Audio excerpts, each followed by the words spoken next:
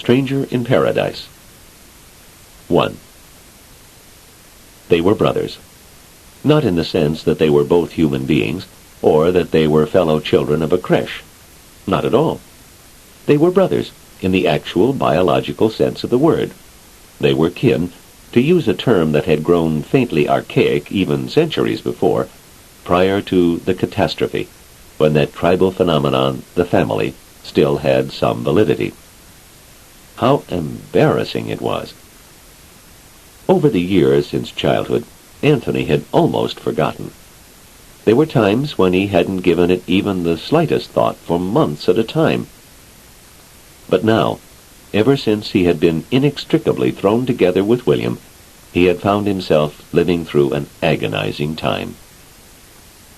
It might not have been so bad if circumstances had made it obvious all along, if, as in the pre-catastrophe days, Anthony had at one time been a great reader of history. They had shared the second name, and in that way alone flaunted the relationship. Nowadays, of course, one adopted one's second name to suit oneself, and changed it as often as desired. After all, the symbol chain was what really counted, and that was encoded and made yours from birth. William called himself Anti-Ought. That was what he insisted on with a kind of sober professionalism.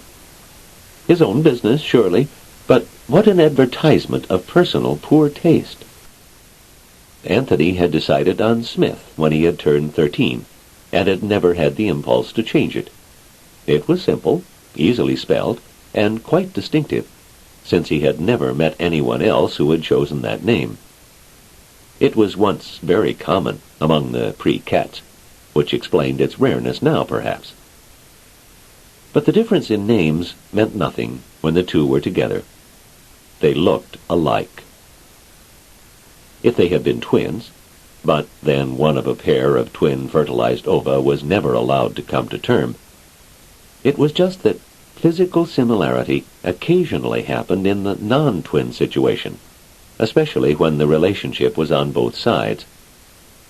Anthony Smith was 5 years younger, but both had the beaky nose, the heavy eyelids, the just noticeable cleft in the chin, that damned luck of the genetic draw. It was just asking for it, when, out of passion for monotony, parents repeated. At first, now that they were together, they drew that startled glance, followed by an elaborate silence. Anthony tried to ignore the matter, but out of sheer perversity, or perversion, William was as likely as not to say, "We're brothers." "Oh," the other would say, hanging in there for just a moment, as though he wanted to ask if they were full-blood brothers. And then good manners would win the day, and he would turn away as though it were a matter of no interest. That happened only rarely, of course. Most of the people in the project knew. How could it be prevented? And avoided the situation.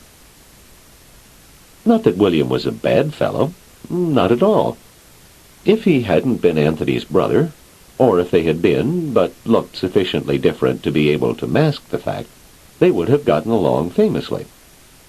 As it was, it didn't make it easier that they had played together as youngsters, and had shared the earlier stages of education in the same creche, through some successful maneuvering on the part of Mother. Having borne 2 sons by the same father, and having, in this fashion, reached her limit, for she had not fulfilled the stringent requirements for a third, she conceived the notion of being able to visit both at a single trip. She was a strange woman. William had left the creche first, naturally, since he was the elder. He had gone into science, genetic engineering. Anthony had heard that while he was still in the creche, through a letter from his mother. He was old enough by then to speak firmly to the matron, and those letters stopped. But he always remembered the last one for the agony of shame it had brought him. Anthony had eventually entered science, too. He had shown talent in that direction and had been urged to. He remembered having had the wild and prophetic, he now realized, fear he might meet his brother, and he ended in telemetrics, which was as far removed from genetic engineering as one could imagine, or so one would have thought. Then, through all the elaborate development of the Mercury project, circumstance waited. The time came, as it happened, when the project appeared to be facing a dead end, and a suggestion had been made which saved the situation, and at the same time dragged Anthony into the dilemma his parents had prepared for him. And the best and most sardonic part of the whole thing was that it was Anthony who in all innocence made the suggestion. 2. William Antiot knew of the Mercury project, but only in the way he knew of the long drawn-out stellar probe that had been on its way long before he was born, and would still be on its way after his death. And the way he knew of the Martian colony, and of the continuing attempts to establish similar colonies on the asteroids. Such things were on the distant periphery of his mind, and of no real importance.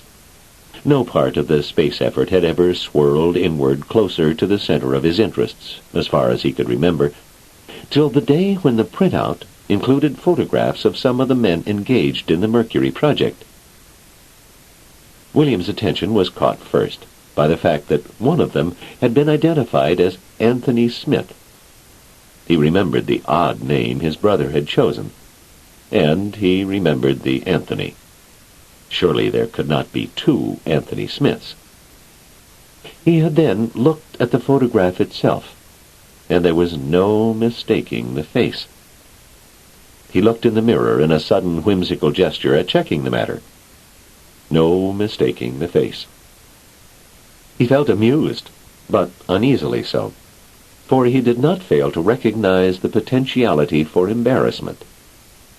Full-blood brothers, to use the disgusting phrase. But what was there to do about it? How correct the fact that neither his father nor his mother had imagination? He must have put the printout in his pocket absently when he was getting ready to leave for work, for he came across it at the lunch hour. He stared at it again. Anthony looked keen. It was quite a good reproduction. The printouts were of enormously good quality these days. His lunch partner, Marco, whatever his name was that week, said curiously, "What are you looking at, William?" On impulse, William passed him the printout and said, "That's my brother." It was like grasping the nettle. Marco studied it, frowning, and said, "Who? The man standing next to you?" "No, the man who is me. I mean, the man who looks like me. He's my brother."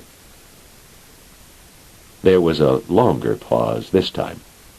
Marco handed it back and said with a careful levelness to his voice, "Same parents, brother?" "Yes." "Father and mother both?" "Yes." "Ridiculous." "I suppose so." William sighed. "Well, according to this, he's in telemetrics over in Texas, and I'm doing work in autistics up here. So what difference does it make?"